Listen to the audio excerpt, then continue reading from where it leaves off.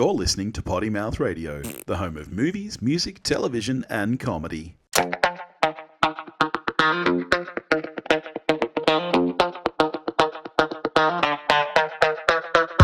now, the hunt for the perfect album. Hello, everybody, and welcome back to the Hunt for the Perfect Album with Billy and Dave.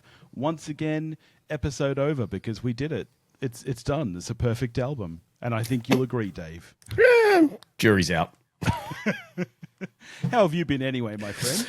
I've been good. I've been looking forward to this. We had a false start last week before all the technology went completely tits up.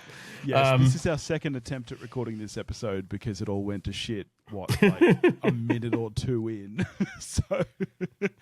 But this is going to be good because this week we are talking about the brand new Ratboys album, Singin to an Empty Chair, which just came out literally a month ago today, 6th of Feb. I had pre-ordered it on vinyl. I've been listening to this non-stop ever since it turned up about 4 days early before release. Nice. And I had to give it to you because I knew that you loved The Window, their previous album that I've given you on this show. So let's get straight into it and tell me what you thought of Singin to an Empty Chair. It's bloody good album. It's I think I hinted to you over Messenger. I think on paper it is probably a better album than The Window. I still think I might personally marginally prefer The Window because there's a couple of tracks on there that I really, really gelled with, like the title track and Black Earth, W-I, exclamation mark, ampersand, whatever the fuck it's called. With the one with the big killer guitar solo in the middle, the long one, which I loved. But I think overall this is a more consistent. There's growth. There's this big sonic, atmospheric landscapes that this album paints, which I think are really, really good. Yeah, agreed.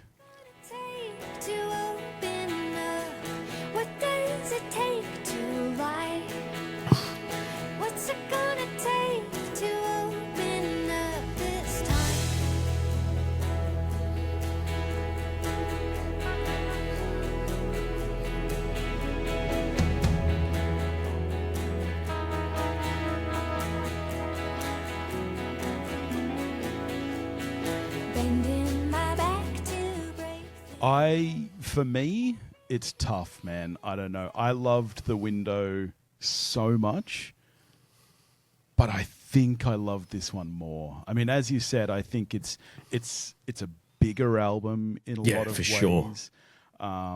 Atmospherically, sonically, I think it really gels together. There's probably less of the kind of hard rocky songs that you got a bit more of on The Window. Quite a country twang running throughout this album. Yeah, and Ratboys have always had that, but I do feel like it is stronger and more present on this album for sure. You still get 100%. Some, pretty big, kind of lengthy guitar solos, and a lot of these tracks are long. Like there's some long, Same as The Window, when this rocked up, it's a 3-sided vinyl with an etching on the 4th side. Cool. Because they can't fit it on 2 sides. Nice. But yeah, man, I love this album. It's weird. It's like it does feel expansive. Yeah. Almost every song kind of starts and then builds and, adds layer and then layer and then layer until it's this sort of big Phil Spector wall of sound. But at the same time, because of the nature of the songwriting, because I think you mentioned to me that the relationship had ended and she'd been in therapy, and hence the title of the album, etc. A lot of the album feels very wistful, even though it is so open and big in other ways. It still feels wistful and thoughtful.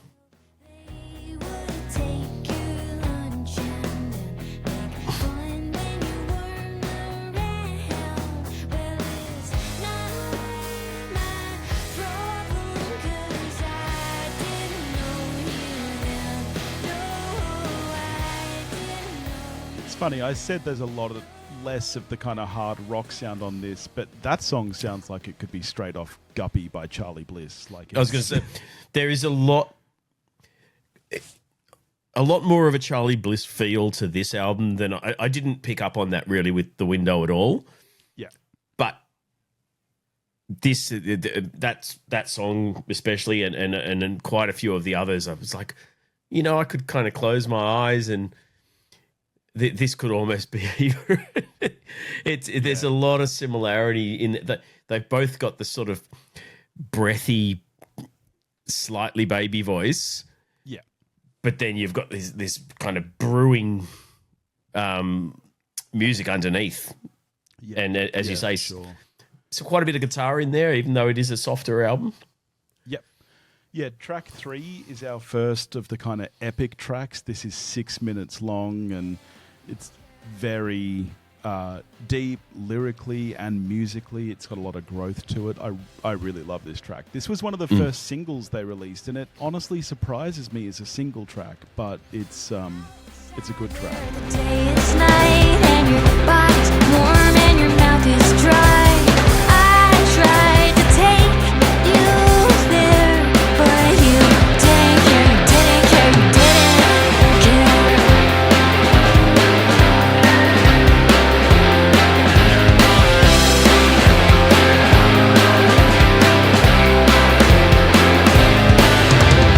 It's all you could ever know, how the light and I love the structure of this album. I love, the blend of the different tracks, and it almost tells a story, but it's absolutely not a concept album or anything. That was the first. I liked the first couple of tracks, but that was the first one that really sort of jumped out. I was like, oh, I really fucking like that. I think it's got a little bit more attitude to it. Yeah. And yeah, that was the hook for me. Was that track, and then from there, I just kind of every track I was like, oh, better, until we get to around about the halfway mark. And that's where most of my favourites live from memory. Is Well, I sort was of just going to ask if you had a 5 favourite track. through.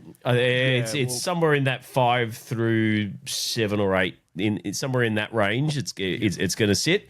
I'm not sure which one. I'm very similar to you. That my 2 favourite tracks of this album, hands down, are track 5, Penny in the Lake, and track 8, Just Want You to Know the Truth. Okay. But Penny in the Lake is the first real country twang track. It's got a weird, a bit of a 90s vibe to it as well, this one. This sounds like it could be straight off a Fountains of Wayne album to me. I love this track.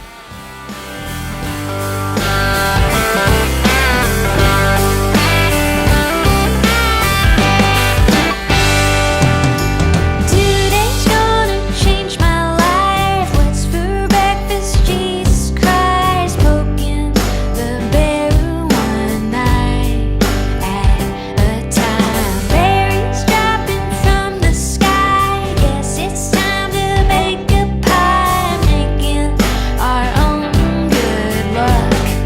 Now there's a penny in the lake, but it's not what I thought.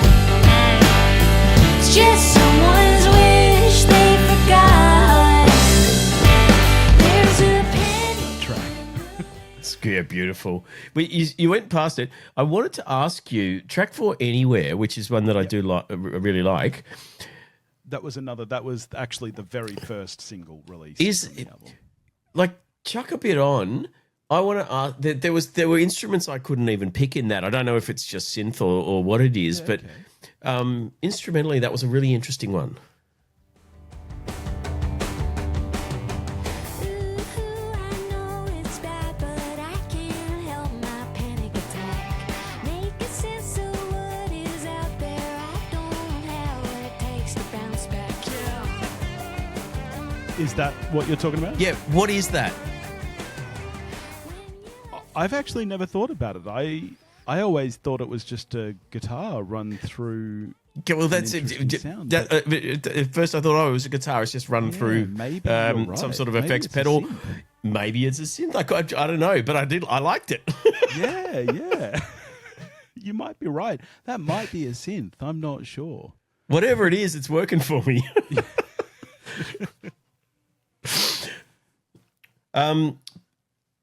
Track 6, I think, is my favorite. I think. Interesting. Okay. I think. right. Strange Love. The first playthrough, that was the one I went, oh, yeah, love that. And it's the one that's consistently stayed at the top. So I think I'm picking that. Right. It's 'cause a strange love's come over me, yeah. A strange love's come over me. Well, a strange kind of love's come over me. I don't really know how it feels so free, but that's okay, 'cause we're moving now. A strange love is what I found, yeah. A strange love is what I found. My It's favorite thing about so this track simple, too, but it's just the melody is so perfect. It's just so beautiful. it is. My favorite thing about this track is the way that it builds and then dips off. It actually has a fake ending about halfway through where you think the track is over. You love a fake ending. Picks up again. In fact, I think it's here.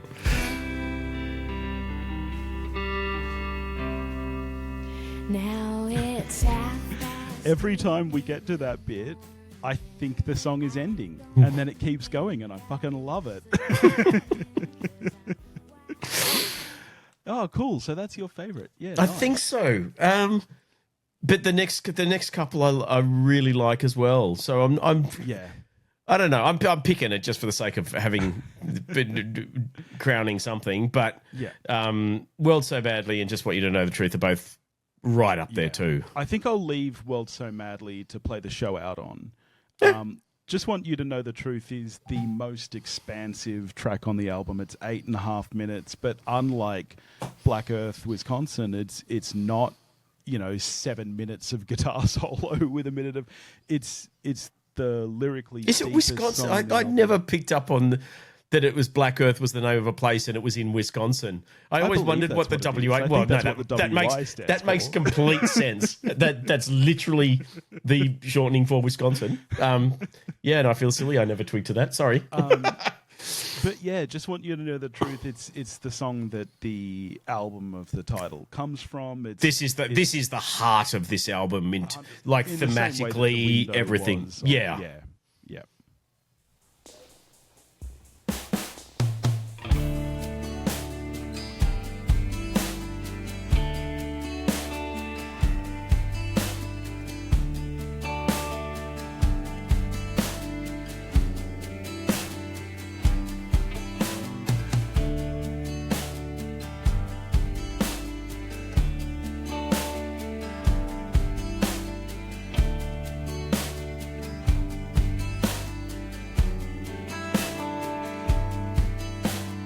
Let's go back to Wolfpen long before I pulled away.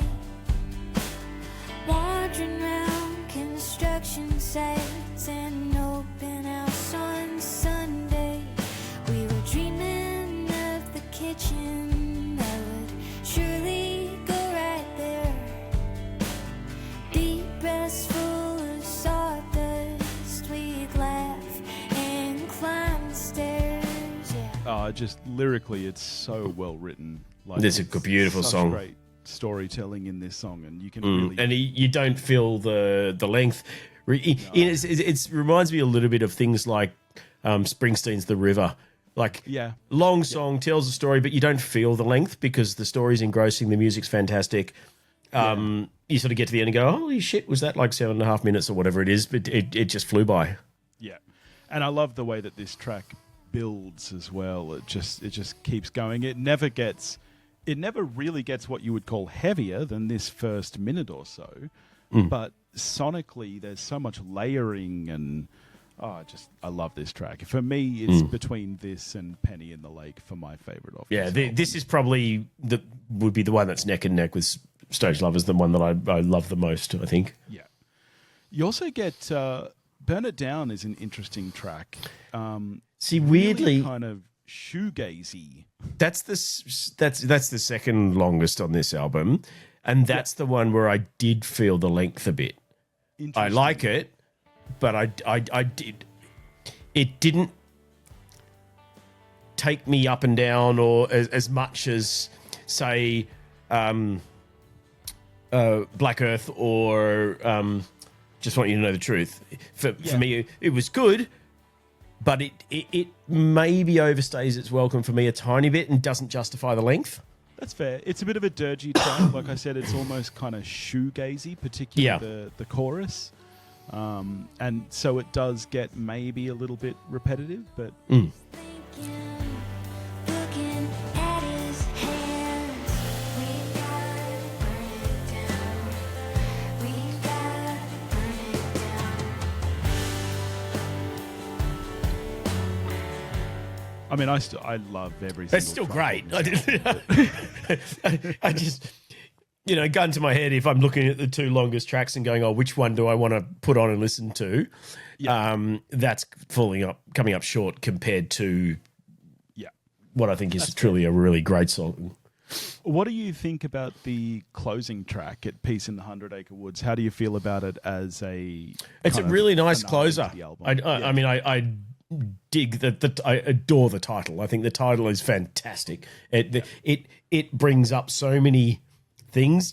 Even before you hear the song, just the idea of, you get to the end of this kind of emotional turmoil of an album, and then you've got it brings up childhood nostalgia and the fact that at peace. It's you get so much encapsulated in those few words before you even start the song. And I thought it is a really nice sort of coda for the album, I thought. Yeah.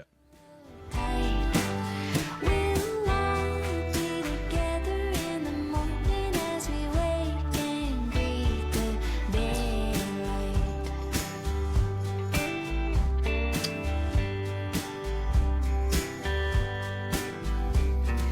Crying in the rain, I'm one with my environment, I'm blending in. Laugh through the So how are you scoring this album out of 10? From memory, you scored The Window very highly, and I know that you went out and bought the vinyl. Like, Yep, is this sure did. another album that you see yourself adding to your collection? Oh yeah, I think so. This is something you could throw on any time, regardless of your mood, and it's kind of work for you. Yeah. I don't remember if I was 8 or 9 on The Window. Whatever that was, that's what this is. I think they're I like one slightly more, but I think this one's slightly better. They're sitting, so it's either an 8 or a 9. It's whatever I gave The Window. I don't feel right picking one of those numbers because I don't remember and I don't want it to be different. But whatever it is, that's what it is. It's bloody good, and I love every track on it. And you done good, boy. Nice. Well, what are you giving me next week? Oh, I'm going to very thematically similar. Are you familiar with a short-lived musical subgenre, I guess, called Grebo? No. Okay. So Grebo was a subgenre that was in the UK in the sort of late 80s, very early 90s, very kind of geographically confined around the Midlands, sort of Leicester, Stourbridge, those sort of cities. I'm giving you the debut album, I think it was, from a band called Ned's Atomic Dustbin. Band that named themselves after the Goon Show, so automatically they're awesome. And the album is called Godfodder.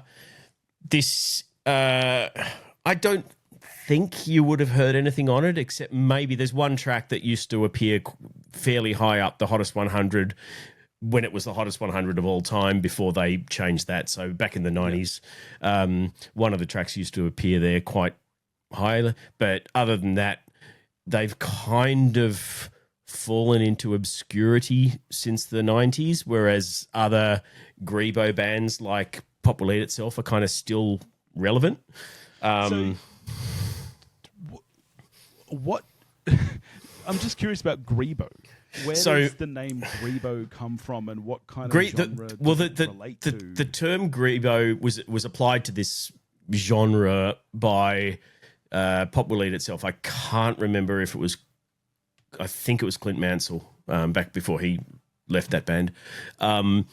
It's a term that stems back to, I think, like the 70s, or it could be earlier. It was, I think it's short for greasy biker, and it was applied to like long-haired sort of Hell's Angel types. They were called Grebos.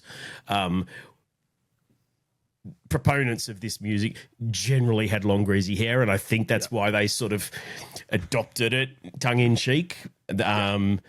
But it's, I mean, we'll delve deeper next week when we talk about it, but it's a very small niche genre that had sort of clearly defined start and end dates, really, even though the bands kept going. So I'm interested. It's got elements of punk. There's some elements of hip hop a bit, and they drew on some of the earlier grunge stylings when grunge was just starting to happen as well, and it sort of all merged together in a melting pot. But there's bits of electronic in there as well. It's an interesting subject, and it was right in my early uni years. So me and my mates were well into all of these bands. Yeah, nice, cool. All right, well, I'm looking forward to that. In the meantime, if you want to get in touch with us, you can do that at pottymouthradio.com or pottymouthradio@gmail.com. You can find us on Facebook, join the Facebook listener community. If you're watching this on YouTube, then that's a great place to be watching, because my understanding is that Dave puts in bits of the music videos and whatnot. When they're available and they don't get blocked. So if you're listening to this with your ear holes, go check that out. Yeah. And you can see our pretty mugs. Yeah. Pretty. Get yourself some cool merch. Yeah. And in the meantime, I'm going to play us out with track 7 from Singin to an Empty Chair, The World So Madly. Very nice.